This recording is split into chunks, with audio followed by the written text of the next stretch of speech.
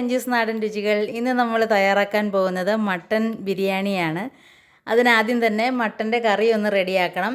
അതിനാവശ്യമായിട്ട് ഞാനിവിടെ 1/2 kilo mutton നന്നായിട്ട് കഴുകി ക്ലീൻ ചെയ്തെടുത്തിട്ടുണ്ട്.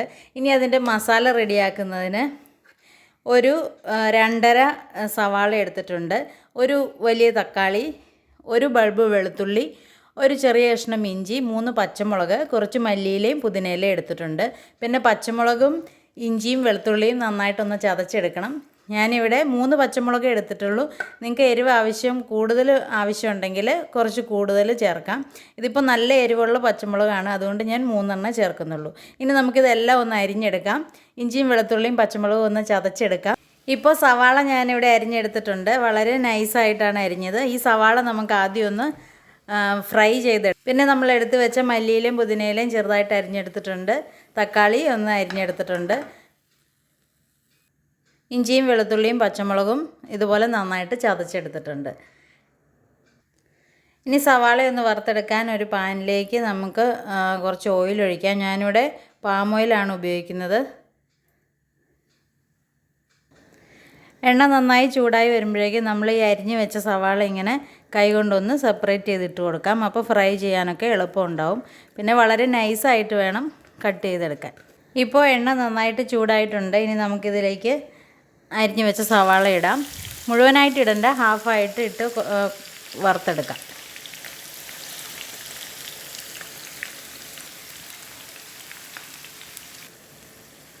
സവാള വറുത്തെടുക്കാൻ ആദ്യം ഒന്ന് ഹൈ ഫ്ലെയിമിലാക്കി എല്ലാ എണ്ണയും സവാളയൊക്കെ നന്നായിട്ടൊന്ന് തിളച്ച് തുടങ്ങുമ്പോൾ ലോ ഫ്ലെയിമിലാക്കി ഫ്രൈ ചെയ്തെടുക്കാം. ഇപ്പോൾ നമ്മുടെ സവാള ഫ്രൈ ആകാൻ തുടങ്ങിയിട്ടുണ്ട്. ഈ സമയമാകുമ്പോൾ കൈ വിടാതെ ഇളക്കിക്കൊണ്ടിരിക്കണം, അല്ലെങ്കിൽ പെട്ടെന്ന് തന്നെ കരിഞ്ഞു പോകും. പിന്നെ ഒരു ഗോൾഡൻ നിറമാകുമ്പോൾ തന്നെ എണ്ണയിൽ നിന്ന് മാറ്റിയെടുക്കും. ഇപ്പോൾ ദാ ഉള്ളി ഫ്രൈ ആകാൻ തുടങ്ങിയിട്ടുണ്ട്.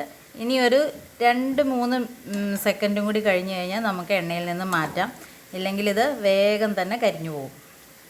അപ്പോൾ ഫ്ലെയിം എപ്പോഴും ലോ ആയിരിക്കണം. ഇനി നമുക്ക് എണ്ണയിൽ നിന്ന് മാറ്റാം. ഈ ഒരു പാകം മതി.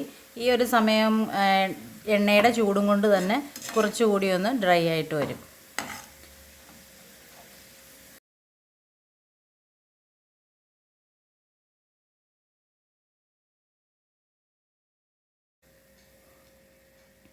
ഇങ്ങനെ എണ്ണയിൽ നിന്ന് മാറ്റിയതിന് ശേഷം ഉടനെ തന്നെ ഇത് ഇങ്ങനെയൊന്ന് സെപ്പറേറ്റ് ചെയ്തിട്ട് കൊടുക്കുക. അപ്പോഴാണ് ഇത് നല്ല ഡ്രൈ ആയിട്ട് ക്രിസ്പി ആയിട്ട് വരുള്ളൂ.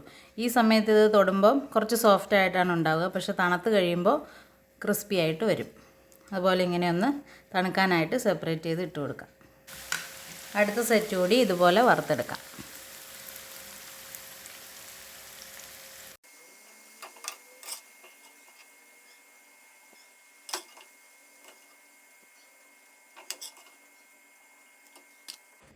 ഇപ്പോൾ സവാള ഇവിടെ വറുത്തെടുത്തിട്ടുണ്ട്. തണുക്കാനായിട്ട് ഒന്നിങ്ങനെ സെപ്പറേറ്റ് ചെയ്തിട്ട് കൊടുത്തിട്ടുണ്ട്. ഇനി നമുക്ക് മട്ടൺ റെഡിയാക്കാൻ തുടങ്ങാം. അങ്ങനെ ഞാനിവിടെ മട്ടൺ വേവിക്കുന്നതിന് കുക്കറാണ് എടുത്തിട്ടുള്ളത്. കുക്കറിലേക്ക് നമ്മൾ കഴുകി ക്ലീൻ ചെയ്ത് വെച്ചിരിക്കുന്ന ഒരു 1/2 കിലോ മട്ടൺ ചേർക്കാം. ഇനി കുക്കറിലേക്ക് നമ്മൾ വറുത്ത് വെച്ചിരിക്കുന്ന സവാളയുടെ ഒരു പകുതി ഭാഗത്തോളം ചേർക്കാം. ഇത് കൈകൊണ്ടൊന്ന് ചെറുതായിട്ട് പൊടിച്ചത് ചേർക്കാം. കുറച്ച് ബാക്കി വെച്ചേക്കണം. നമുക്ക് റൈസിൻ്റെ കൂടെ ഒന്ന് ലെയർ ഇടുമ്പോൾ ഇടാനായിട്ട് കുറച്ച് ബാക്കി വെച്ചേക്കാം. ബാക്കി നമുക്ക് ഇതിലേക്ക് ചേർക്കാം. ഇനി ഇതിലേക്ക് അരിഞ്ഞു വെച്ചിരിക്കുന്ന തക്കാളി ചേർക്കാം. ഒരു തക്കാളിയാണ് ഞാൻ ചേർക്കണേ. പിന്നെ നമ്മൾ എടുത്തു വെച്ചിട്ടുള്ള മല്ലിയിലയും പുതിനയിലയിൽ നിന്നും ഒരു കുറച്ച് ബാക്കി വെച്ചിട്ട്, അത് നമുക്ക് ലെയർ ഇടാൻ ആവശ്യമായിട്ടുള്ളത് ബാക്കി വെച്ചിട്ട് ബാക്കി മുഴുവൻ ഇപ്പോൾ മട്ടൻ്റെ കൂടെ ചേർക്കാം.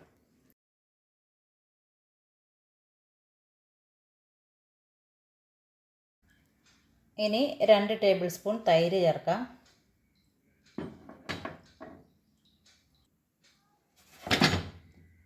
പിന്നെ ഇതിലേക്ക് നമ്മൾ ചതച്ച് വെച്ചിരിക്കുന്ന ഇഞ്ചിയും വെളുത്തുള്ളിയും പച്ചമുളകും ചേർക്കാം.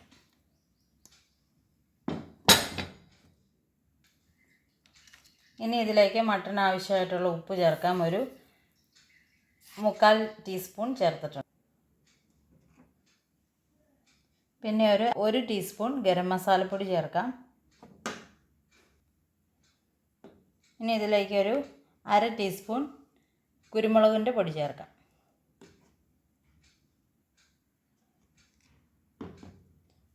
ഇനി ഒരു 1/4 ടീസ്പൂൺ മഞ്ഞൾപ്പൊടി ചേർക്കാം.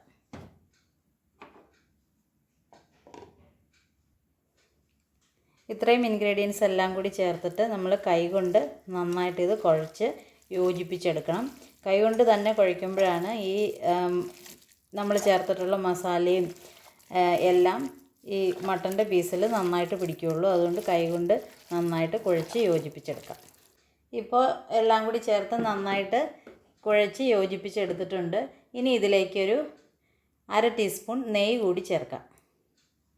ഈ നെയ്യും കൂടി ചേർക്കുമ്പോഴാണ് നമ്മുടെ മസാലയ്ക്ക് നല്ലൊരു ടേസ്റ്റ് വരുന്നത്. ഇനി കുക്കർ അടച്ച് മട്ടൻ ഒന്ന് വേവിച്ചെടുക്കാം. ഇപ്പോൾ ഒരു 6 വിസിൽ ഞാൻ അടുപ്പിച്ചിട്ടുണ്ടായിരുന്നു നമ്മുടെ മട്ടൻ വേകാൻ വെച്ചിട്ട്. ഇപ്പോൾ 6 വിസിൽ കഴിഞ്ഞ് അതിൻ്റെ പ്രഷറെല്ലാം പോയിട്ടുണ്ട്. ഇനി നമുക്ക് ഒന്ന് തുറന്ന് നോക്കാം.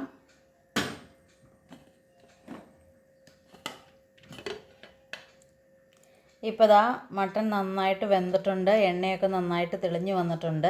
വേകാൻ വെച്ചപ്പോൾ ഇതിനകത്തേക്ക് വെള്ളം ഒട്ടും തന്നെ ചേർത്തിട്ടില്ല. കറിയിൽ നിന്ന് മട്ടനിൽ നിന്ന് ഇറങ്ങിയിട്ടുള്ള വെള്ളത്തിലാണ് വെന്തിട്ടുള്ളത്. ഇനി നമുക്ക് ഇതിലേക്കൊരു 1/2 ഗ്ലാസ് തേങ്ങാപ്പാൽ ചേർക്കാം. ഇത് 1-ാം പാൽ കട്ടിപ്പാലാണ്. ഞാനിപ്പോൾ ഒരു അരമുറി തേങ്ങ ചിരകി അതിൻ്റെ വെള്ളം അതിനകത്തേക്ക് ഒരു 1/2 ഗ്ലാസ് വെള്ളവും കൂടി ഒഴിച്ചിട്ട് നന്നായിട്ട് മിക്സിയിലിട്ട് അടിച്ചിട്ട് അത് ഒന്ന് പിഴിഞ്ഞെടുത്തതാണ്. ഫസ്റ്റ് പാൽ തന്നെ നല്ല കട്ടിയായിട്ടുള്ള പാൽ. ഈ പാലും കൂടി ഒഴിച്ചിട്ട് നന്നായിട്ട് ഇനി ഒന്ന് തിളപ്പിച്ച് കുറുക്കി വറ്റിച്ചെടുക്കാം. നമുക്ക് കറിയുടെ കൺസിസ്റ്റൻസി ബിരിയാണിക്ക് ആവശ്യമായിട്ടുള്ള ഗ്രേവിയാക്കി എടുക്കാം. തേങ്ങാപ്പാൽ കൂടി ചേർത്തിട്ട് നന്നായിട്ടൊന്ന് ഇളക്കി യോജിപ്പിക്കാം. ഇപ്പോൾ കറിയിൽ നല്ല ചാറായിട്ടാണുള്ളത്. ഈ ചാറ് നമുക്ക് നന്നായിട്ട് കുറുക്കി വറ്റിച്ചെടുക്കാം. അതുവരെ തുറന്ന് വെച്ചിട്ട് ഒന്ന് നന്നായിട്ട് തിളക്കട്ടെ. ഇപ്പോൾ നമ്മുടെ മട്ടൺ പീസസ് എല്ലാം നന്നായിട്ട് വെന്തിട്ടുണ്ട്. എല്ലിൽ നിന്ന് കഷ്ണങ്ങളൊക്കെ വിട്ട് വരുന്നുണ്ട്. പക്ഷേ വെള്ളം കുറച്ചും കൂടി ഒന്ന് കുറുകി വരാനായിട്ട് കുറച്ച് സമയം കൂടി ഒന്ന് തിളപ്പിക്കാം. ഈ സമയത്ത് ഇതിൻ്റെ ഉപ്പൊക്കെ ഒന്ന് ചെക്ക് ചെയ്യണം. കാരണം നമ്മൾ തേങ്ങാപ്പാൽ ഒഴിച്ചിട്ടുള്ളത് കൊണ്ട് തന്നെ ചെറിയൊരു മധുരം ഫീൽ ചെയ്യും. അപ്പോൾ കുറച്ചുകൂടി ഉപ്പ് ചേർത്ത് നോക്കണം. ഉപ്പുണ്ടോ എന്ന് നോക്കിയിട്ട് ചേർക്കുക. മട്ടൺ ഒന്ന് റെഡിയാവുന്ന സമയം കൊണ്ട് നമുക്കൊരു പാൻ ചൂടാക്കി അതിലേക്ക് കുറച്ച് കാഷ്നട്ടും കിസ്മിസും ഒന്ന് വറുത്തെടുക്കാം.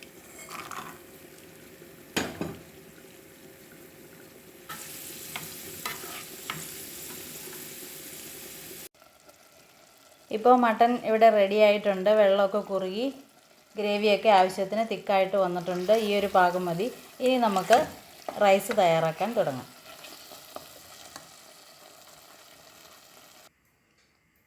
റൈസ് വേവിച്ചെടുക്കാനായിട്ട് ഞാനിവിടെ ഒരു പാനിലേക്ക് 2 ടേബിൾ സ്പൂൺ നെയ്യ് ഒഴിച്ചിട്ടുണ്ട്. ഇനി ഇതിലേക്ക് ഓൾ സ്പൈസസ് ഒന്ന് ചേർത്ത് ചെറുതായിട്ടൊന്ന് ഫ്രൈ ചെയ്തെടുക്കാം. ഇപ്പോൾ മസാല എല്ലാം കൂടി ചേർത്ത് ഒന്ന് ചെറുതായിട്ട് ഫ്രൈ ചെയ്തതിന് ശേഷം അതിലേക്ക് ഞാൻ ചോറ് വേവുന്നതിന് ആവശ്യമായ വെള്ളം ഒഴിച്ചിട്ടുണ്ട്. നമ്മൾ 2 കപ്പ് റൈസാണ് എടുത്തിട്ടുള്ളത്. അപ്പോൾ 3 കപ്പ് വെള്ളം എടുത്തിട്ടുണ്ട്. 1 കപ്പിന് 1.5 കപ്പ് വെള്ളം എന്ന കണക്കിൽ 3 കപ്പ് വെള്ളം ഇപ്പോൾ എടുത്തിട്ടുണ്ട്. ഇനി വെള്ളം നന്നായിട്ട് തിളയ്ക്കട്ടെ. അപ്പോൾ അരി ഇട്ട് കൊടുക്കാം. ഇനി വെള്ളത്തിലേക്ക് ആവശ്യമായിട്ട് ചോറിന് ആവശ്യമായിട്ടുള്ള ഉപ്പ് ചേർക്കാം.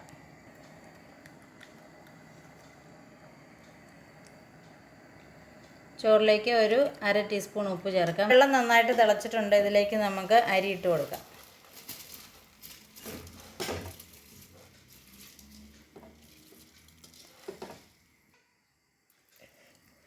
ഇപ്പോൾ വെള്ളത്തിൻ്റെ തിള നിന്നിട്ടുണ്ട്. ഇനി ജസ്റ്റ് ഒന്ന് തിളച്ച് തുടങ്ങുമ്പോൾ നമുക്ക് ലോ ഫ്ലെയിമിലിട്ട് വേവിക്കാം.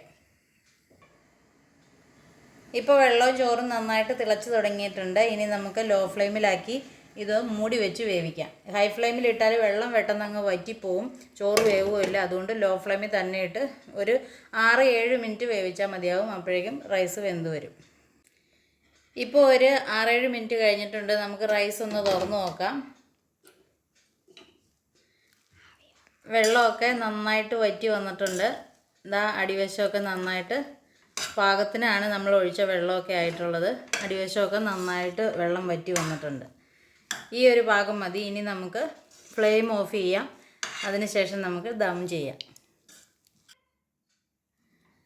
ഇപ്പോൾ ആ മസാല നല്ലതായിട്ട് കുറുകി എണ്ണയൊക്കെ തെളിഞ്ഞ് നല്ല സൂപ്പർ ടേസ്റ്റിൽ വന്നിട്ടുണ്ട്. ഇനി നമുക്ക് ഇതിലേക്ക് ദം ചെയ്യാം. ഈ കുക്കറിൽ തന്നെയാണ് ഞാനിപ്പോൾ ദം ചെയ്യാൻ പോകുന്നത്. ആദ്യം തന്നെ ഒരു ലെയർ ചോറിട്ട് കൊടുക്കാം. ഇപ്പോൾ ഞാൻ ബസുമതി റൈസാണ് ഉപയോഗിച്ചിട്ടുള്ളത്. ഇതിന് പകരം ജീരകശാല റൈസ് ഉപയോഗിക്കുന്നതാണ് കൂടുതൽ ടേസ്റ്റ്. അപ്പോൾ നിങ്ങൾക്ക് ഏതാണോ താല്പര്യം അത് ഉപയോഗിക്കാവുന്നതാണ്. ഇനി നമുക്ക് നമ്മൾ റെഡിയാക്കി വെച്ചിരിക്കുന്ന കാഷ്നട്ടും കിസ്മിസും ബാക്കി വെച്ചിരിക്കുന്ന മല്ലിയിലയും പുതിനയിലയും സവാളയും ഒക്കെ ഓരോ ലെയർ ഒന്ന് ഇടാം. ആദ്യം തന്നെ മല്ലിയിലയും പുതിനയിലയും ഇടാം. പിന്നെ കാഷ്നട്ടും കിസ്മിസും ഇടാം. പിന്നെ സവാള ഒരു ലെയർ ഇടാം. ഇനി ഇതിലേക്ക് കുറച്ചൊരു ഗരം മസാല ഒന്ന് സ്പ്രെഡ് ചെയ്യാം.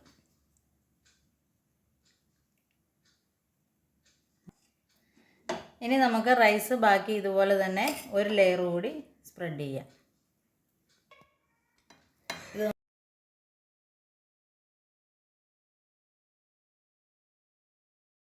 ഇപ്പോൾ ഞാൻ ഇതിലേക്ക് മഞ്ഞൾപ്പൊടിയോ സാഫ്രണോ ഒന്നും പാലിൽ കലക്കിയൊന്നും ചേർക്കുന്നില്ല. നമ്മുടെ റൈസ് പ്ലെയിനായിട്ട് വൈറ്റായിട്ട് തന്നെ ഇരിക്കുക എന്നാണ് എനിക്കിഷ്ടം.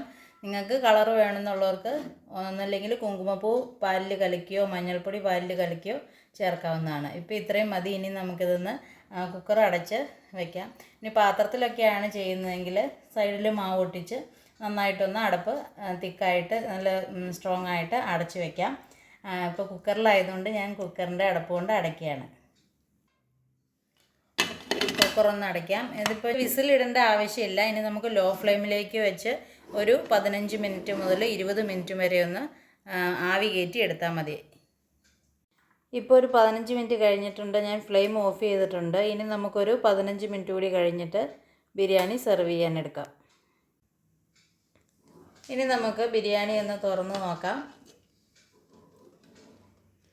നമ്മുടെ സൂപ്പർ ബിരിയാണി നന്നായിട്ട് ദമ്മൊക്കെ ആയിട്ട് വന്നിട്ടുണ്ട്. അടിയിൽ ചേർത്തിട്ടുള്ള മസാലയുടെ ടേസ്റ്റൊക്കെ റൈസിൽ നന്നായിട്ട് പിടിച്ചിട്ടുണ്ട്. ഇനി നമുക്കിത് സെർവ് ചെയ്യാം. അടിവശത്തുള്ള മസാല കൂട്ടി തന്നെ നമുക്ക് റൈസ് വിളമ്പിയെടുക്കാം.